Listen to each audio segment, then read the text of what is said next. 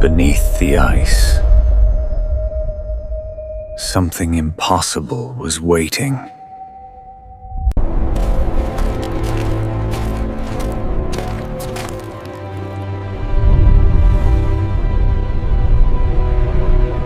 The aircraft did not explode when it hit the water. It screamed, vanished, and was erased by the Arctic in less than 3 seconds. The lake sealed itself shut almost instantly, ice knitting over shattered aluminum, oil and blood as if the war itself had been swallowed whole. No wreckage surfaced. No smoke lingered. Just silence, thick, absolute and permanent, or so everyone believed. The Bell P-39 aircraft was never supposed to die here. Serial number 4429LN had left the factory gleaming and sharp-edged, its olive-drab skin unmarred by salt, snow or fire, built for speed and altitude, armed with a brutal 77mm cannon firing through its propeller hub. It was an odd fighter engine behind the pilot, tricycle landing gear, unconventional, misunderstood. Some called it flawed, others lethal in the right hands. In the Arctic theater, it became indispensable. By late 1944, the war in Europe had entered its grinding, murderous endgame. Germany was retreating, but retreat did not mean weakness, not in the frozen north. Luftwaffe reconnaissance flights still stalked Allied convoys threading through the Barents Sea. German U-boats hunted beneath black water. Weather killed almost as many men as bullets. And above it all flew men in machines never meant for cold this deep. Lieutenant James Calder, age 24, had learned that truth early. He stood on the frozen tarmac at an improvised airstrip carved into tundra near Murmansk, breath fogging inside his mask as ground crews swarmed aircraft 44. The wind howled like something alive, scraping ice crystals across exposed metal. Calder rested a gloved hand on the fuselage, feeling vibration as the engine warmed. "She'll bring you home," he told himself. He always did. Calder once too reckless. He once too a legend. He was a good pilot, steady, disciplined, invisible in the way the war devoured without comment. Raised in Minnesota, he'd grown up around frozen lakes. Learned to fly crop dusters before he learned to drink. The Arctic felt familiar in a way France or Italy never had. Still, nothing prepared him for this place. The mission brief was simple. Interceptor reported German reconnaissance aircraft tracking a convoy pushing east. No dogfight expected, no heroics required. Just eyes, altitude, and a clean return. The weather report lied. The sky closed like a fist less than 20 minutes after takeoff. Clouds rolled in thick and low, turning the world into grey nothingness. Instruments iced over, radio chatter dissolved into static.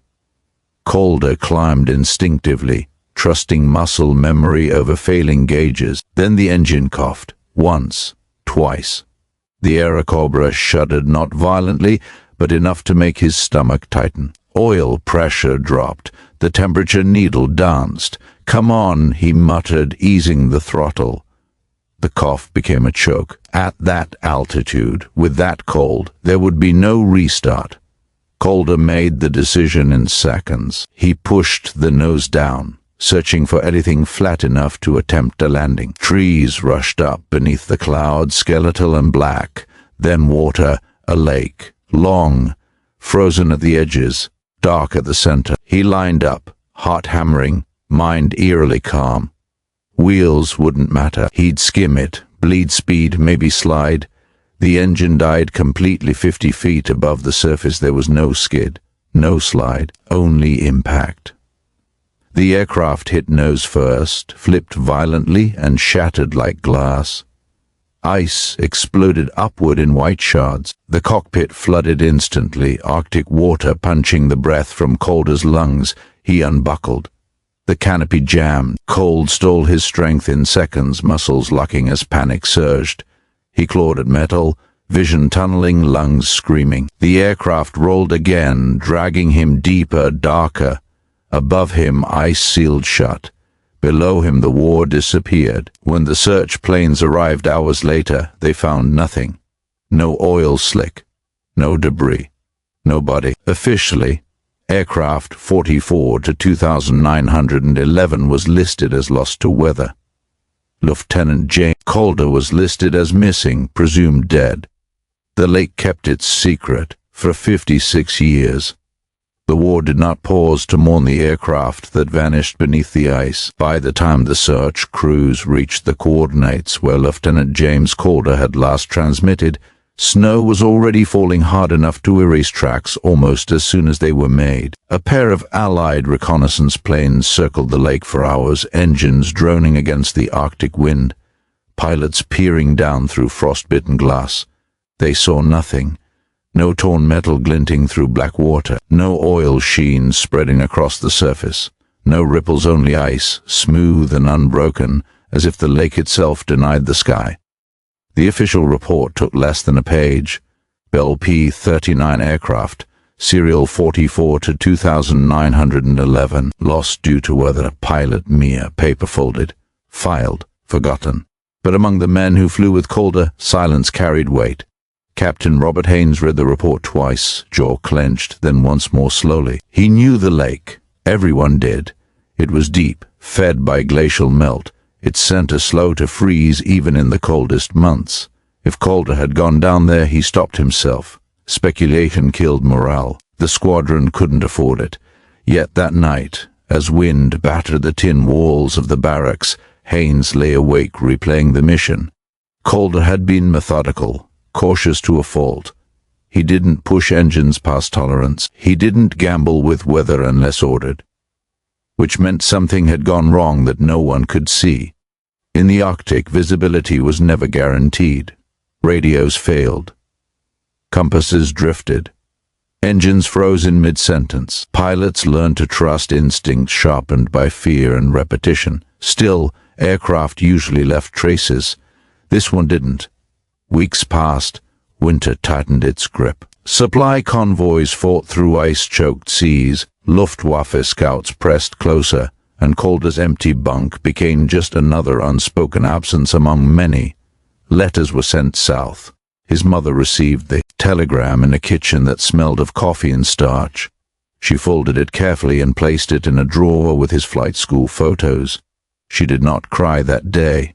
Not yet. The war demanded patience even from grief. As spring threatened to arrive, barely an intelligence officer visited the airfield. He asked questions that sounded casual but weren't. Did Calder report anything unusual before losing contact? Had his aircraft been modified? Was there any chance the aircraft carried experimental equipment? Haynes answered carefully. The aircraft had always been a strange bird, its engine mounted behind the cockpit, its nose packed with firepower, but 44-24-21 carried nothing out of the ordinary. No cameras, no classified payloads. The officer nodded, made notes, and left. What he did not say aloud was this: the Arctic had become a chessboard, and every missing piece mattered. The Soviets were watching. The Germans were listening. Even allies kept secrets close in this theater. A downed aircraft could reveal tactics, technology, weaknesses. If the wreck was unrecoverable, that was good. If it was, the ice answered no one. By summer, the lake thawed at the edges. Fishermen from nearby villages reported strange shapes beneath the surface. On calm days, dark lines where no shadows should fall. But war rumors bloomed easily in isolated places. No one followed up. Then autumn returned hard and fast, sealing the lake again, and the Arctic did what it always did. It preserved. Time passed differently beneath the ice. The aircraft settled nose down into silt, its fuselage wedged between submerged rock shelves. The cold slowed corrosion to a crawl. Oil thickened. Rubber stiffened but did not rot. The cockpit sealed by pressure, and luck remained largely intact. The pilot, harness floated empty. Calder had escaped the aircraft. How far he swam, no one could say. The lake did not give up bodies easily. The war ended. Germany fell. Europe burned itself quiet. New maps were drawn. New enemies named. Old allies grew suspicious. The Arctic, once a deadly frontier of necessity, became something else entirely. A border. Military patrols thin. The airstrip near Murmansk was abandoned, reclaimed by snow and rust. The lake returned to being just a lake, its surface broken only by migrating birds and the occasional fishing skiff. No marker noted what lay beneath, no cross stood on the shore, and aircraft 4420 slept on. The first whisper came from a machine that wasn't meant to listen. In 1998, a joint scientific expedition passed over the lake while conducting bathymetric surveys mapping underwater terrain for climate research. The sonar operator frowned at his screen, adjusting gain and angle. "Run that pass again," he said. The return echo did. T behaved like rock. It was too symmetrical, too sharp. The outline was unmistakable to anyone who had ever studied aircraft schematics: wingspan, fuselage, tail. An object roughly 10 meters long rested on the lake bed, its profile unnervingly intact. The report was filed under anomalies. Funding cycles shifted. Teams rotated, the data sat in storage, but anomalies have a way of finding the curious. It was Sergei Volkov, a Russian aviation historian with a taste for forgotten wrecks, who connected the dots years later. Digging through Cold War-era documents and pilot loss reports, he noticed an absence that nagged at him. Aircraft had flown here in numbers. Losses were recorded meticulously, but one serial 4429 had no debris report, no eyewitness crash confirmation, just a lake. Volkov obtained the sonar data through academic channels. When he overlaid the coordinates with Calder's last known transmission, the margin of error vanished. He stared at the screen for a long time. "If that's what I think it is," he said quietly, "then the Arctic has been lying to us for half a century." Raising an aircraft from an Arctic lake was not a romantic endeavor. It was bureaucracy, funding proposals, international permissions, and legal negotiations that stretched for years. Who owned the wreck? The United States? Russia? Calder's family? More importantly, what condition was it in? Skeptics were vocal. Cold preserved some wrecks, yes, but pressure, ice movement, and time destroyed most. Expectations were tempered. Still, when the first remotely operated vehicle descended through a hole cut in the ice in early 2000, silence fell across the control tent. The camera beam pierced darkness. Silt billowed, then metal. Green paint, dulled but intact. A wingtip. A red star stencil added during Lend Lease operations, still faintly visible. Gasps rippled through the room. The aircraft lay where it had fallen, frozen in its final posture, as if waiting for permission to rise. The camera drifted closer to the cockpit. The canopy frame was bent, the glass long gone. Inside, the instrument panel stared back blindly, gauges frozen at their last readings. No remains. That discovery hit harder than expected. For some, it meant hope that Calder had survived longer than assumed, that his final moments weren't locked inside a metal coffin. For others, it reopened questions no one wanted answered. Where had he gone? The lake offered no explanation. News traveled fast once images leaked. A World War II fighter intact beneath Arctic ice was the kind of story that refused to stay quiet. Aviation forums buzzed. Historians debated serial numbers. Veterans groups reacted with a strange mix of pride and grief.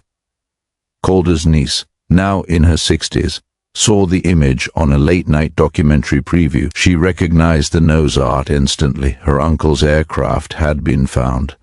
Recovery planning took 2 more years. Engineers debated lift points, sediment suction, ice stability.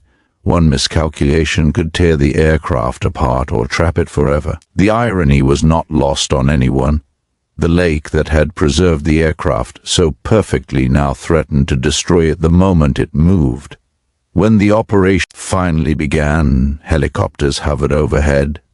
Cables lowered carefully through the ice. Divers descended into near-freezing water, hands numb within minutes despite heated suits. They attached harnesses slowly, reverently, as if touching a grave.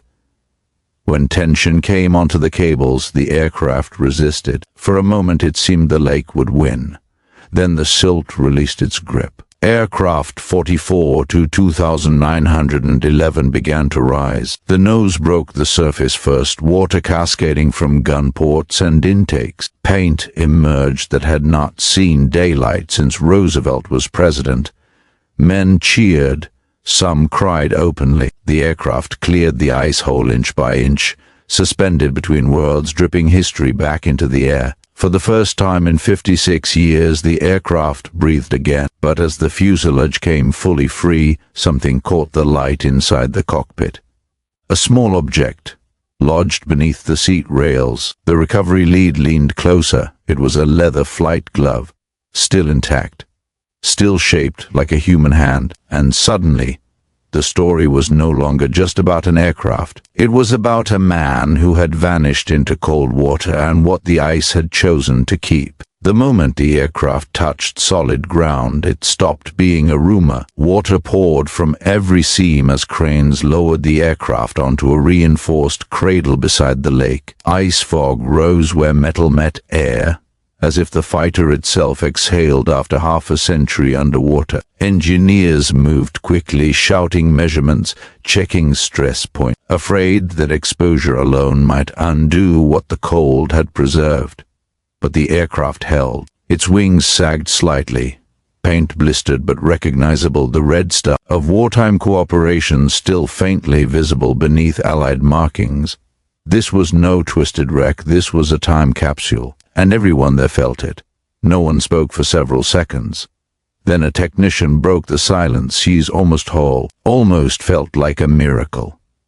Word spread beyond the recovery site within hours. Aviation historians arrived first, then journalists, then officials with clipboards and legal authority. The aircraft was wrapped, stabilized, and transported to a climate-controlled hangar as negotiations reignited over ownership and custody. But the aircraft didn't wait for paperwork to reveal its secrets. During initial stabilization, conservators carefully cleared the cockpit. Mud and silt were vacuumed away grain by grain. Gauges were documented, switches photographed in their final positions, and then they found the second glove. It was wedged behind the rudder pedals, flattened but intact. 2 gloves. No pilot. The room went quiet again, this time heavier. Forensic experts weighed in cautiously. The canopy frame showed stress fractures consistent with violent impact but not complete collapse. The harness buckles were unlatched. James Calder had not been trapped. He had tried to escape. The lake was searched again. Sonar sweeps expanded outward in widening arcs. Divers mapped underwater shelves, sediment flows, possible current paths. They found fragment scraps of fabric, corroded buckles, but nothing conclusive. The Arctic had given back the aircraft. It would not give back the man. Calder's family was notified officially weeks later. They traveled north, standing at the lake's edge where wind rippled water that looked deceptively calm. His niece placed flowers on the surface. They drifted briefly, then stilled. Closure, it turned out, was not a clean thing. Restoration began not with tools, but with restraint. The goal was preservation, not rebirth. Every decision balanced historical integrity against the temptation to make the aircraft whole again. Corrosion was halted. Paint layers were stabilized. The engine, miraculously intact, was drained and sealed, its internals frozen in time. As experts documented serial numbers and manufacturing stamps, something unexpected emerged. 44 to 2911 showed field modifications not present in factory schematics. Reinforced brackets, improvised insulation, a rerouted line near the engine mount, adaptations made in the Arctic. This aircraft had been pushed, modified, and trusted far beyond design expectations. Calder had known his machine intimately, which made his loss feel personal to people who had never met him. Public interest surged when the aircraft went on limited display. Visitors filed past slowly, reading placards, staring into the cockpit where frost still clung stubbornly to metal edges. They leaned in, imagining the last moments. Some whispered, some cried, and somewhere in that quiet, shared reverence. By the way, if you're holding on to this moment with me, If this story has you the way the lake held that aircraft, make sure to hit subscribe. There's more just ahead. And what comes next changes everything. The crowd moved on. The story deepened. Documents long buried surfaced in parallel. A declassified after-action report from a neighboring unit mentioned a faint emergency signal brief garbled received hours after Calder's presumed crash time. At the time, it had been dismissed as interference. Now it wasn't so easily ignored. Experts reconstructed scenarios.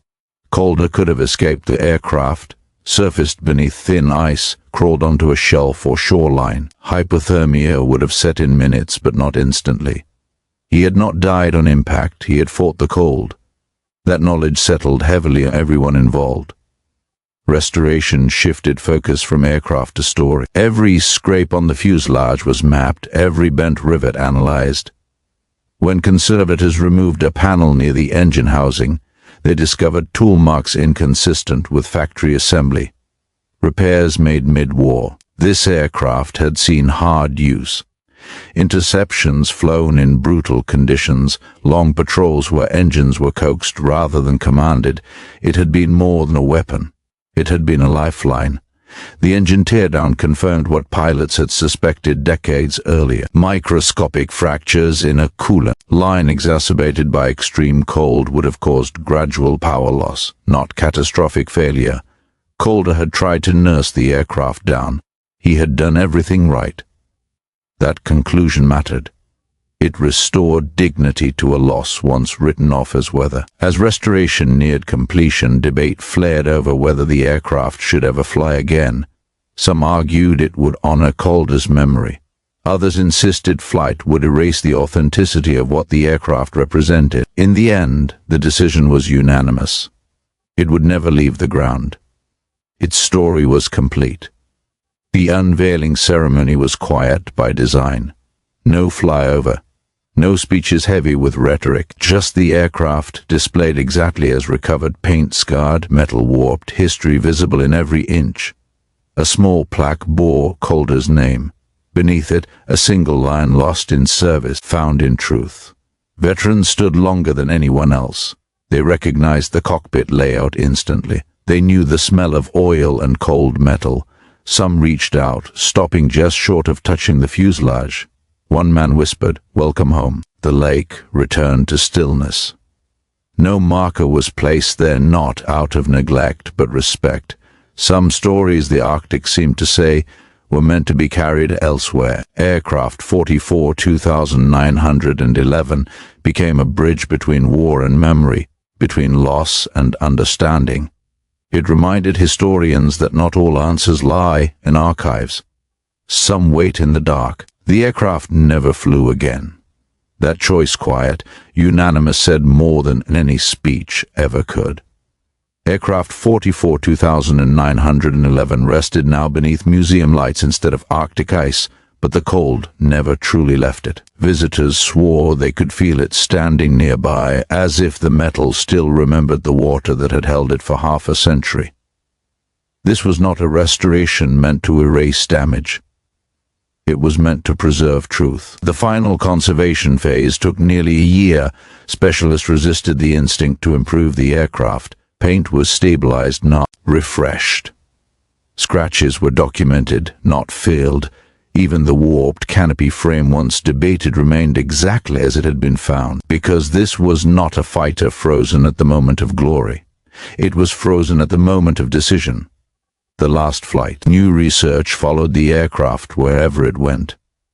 Historians revisited Arctic air operations with fresh eyes. The Bell P-39, long dismissed in Western narratives as a mediocre high-altitude fighter, was re-evaluated in its true context. In the cold, at low altitude, supporting convoys and intercepting reconnaissance flights, it had been deadly effective, and pilots like James Calder had made it so. His mission logs, once routine entries, were reread line by line.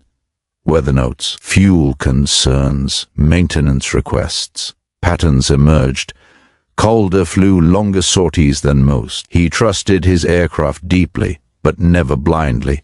which made his final flight all the more human. The lake, too, became part of the story. Scientists studying the recovery realized something remarkable.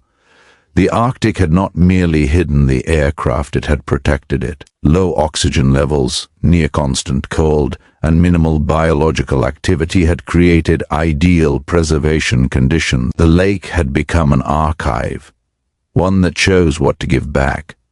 Calder's fate remained unresolved in the strictest sense. No remains were recovered, no final resting place identified, but the evidence painted a clearer picture than any official wartime report ever had.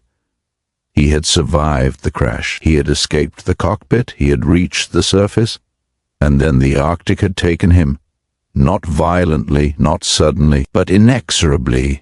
That truth, grim as it was, mattered. It transformed a line item missing, presumed dead, into a final act of endurance. Calder was no longer lost. He was understood. At the museum's opening night, a former Arctic convoy pilot stood before the aircraft longer than anyone else. He traced the outline of the wing with his eyes, nodding slowly. "These planes," he said, "they weren't just machines, they were promises. If you treated them right, they'd try to keep you alive." He paused. Try.